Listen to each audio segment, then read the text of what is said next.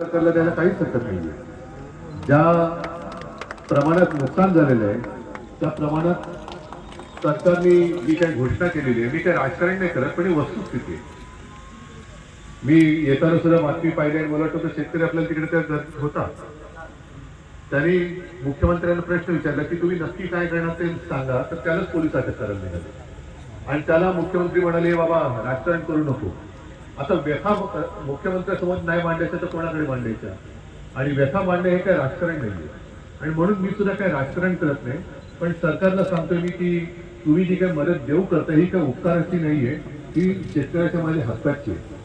आज सोन्यासारखं पीक त्याची माती होऊन गेलेली आहे, जमीन खरडून गेलेली आहे. ही खरडून गेलेली जमीन पुन्हा कसण्यासाठी किंवा पुन्हा पीक द्यायला योग्य करण्यासाठी 2 ते 3 वर्ष लागतील किमान. खर्च किती येईल हे तुम्हाला माहिती, आणि तो खर्च बघितला तर आता जी काही मदत होणार आहे ती म्हणजे काय न केल्यासारखीच मदत आहे. बरं पैसे कुठून आणायचे हा प्रश्न त्यांचा असतो.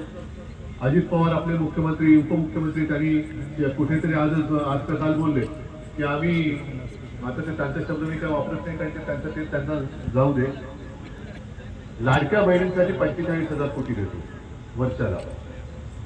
आता लाडक्या बहिणीला 45,000 कोटी रुपये जरी खर्च करत असतील तरी 1,500 रुपये महिन्याभरामध्ये लाडक्या बहिणीच्या भावाचं घर आणि बहिणीचं घर चालणार आहे का आता?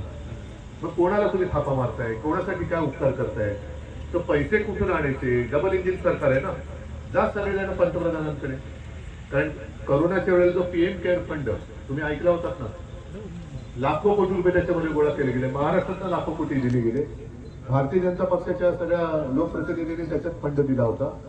जा प्रधानमंत्री जो काही फंड आहे त्याच्यात PM केअर प्रधानमंत्री मदत निधी, त्याच्याबद्दल कोणालाच माहिती दिली जाते आणि लाखो कोटी त्याच्यात गोळा झालेले आहेत. आणा ना 25,000 कोटी तिथून आणा, 50,000 कोटी आणा, आणि माझ्या शेतकऱ्याला केवळ मराठवाड्याचे नाही तर महाराष्ट्राच्या शेतकऱ्याला कर्जमुक्त करू शकाल एवढा पैसा, त्याच्यावर कित्येक पटीने जास्त पैसा हा PM केअर फंडामध्ये. आणि तुमच्या माहितीसाठी सांगतो, आजच आणखीन एक बातमी आली की बिहारमध्ये आता ज्या निवडणुका येऊ घातल्या त्या निवडणुका डोळ्यासमोर ठेवून पंतप्रधानांनी तिथल्या महिलांच्या खात्यात 10,000 रुपये दिलेले आहेत बिहारच्या. मग माझ्या महाराष्ट्राला काही निवडणुका नाहीत म्हणून तुम्ही देत नाही? महाराष्ट्राला